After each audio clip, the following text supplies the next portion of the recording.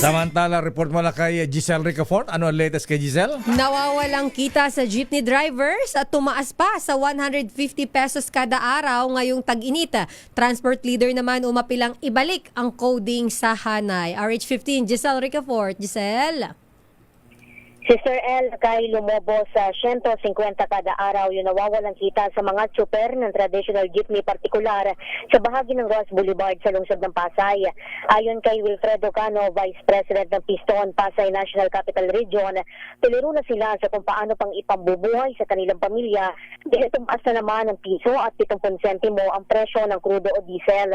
Kung dati nila 800 piso yung gastos sa crudo sa isang araw, ngayon pumapalo na yan ng may 1,000 piso kaya nasa 300 hanggang 400 piso na lamang yung kanilang take-home.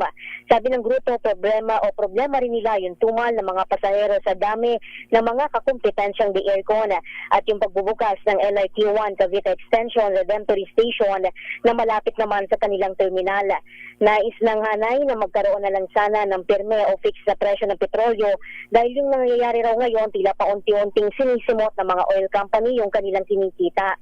Sabi pa ng transport leader na sa kabila naman ng matinding init ng panahon, pinipilit pa rin ang mga tsuper na huwag magbawas ng biyahe at kanya-kanya na lamang silang diskarte kagaya ng pagkakabit ng mga electric fan sa kanilang unit para maibsan yung init.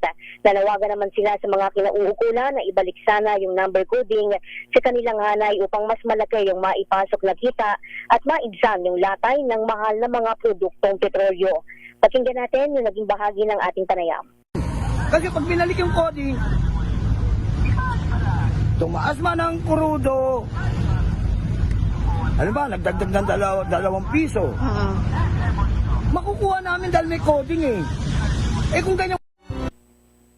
Ito si Giselle Ricafort para sa DZRH, una sa Pilipinas, una sa Pilipino. Daming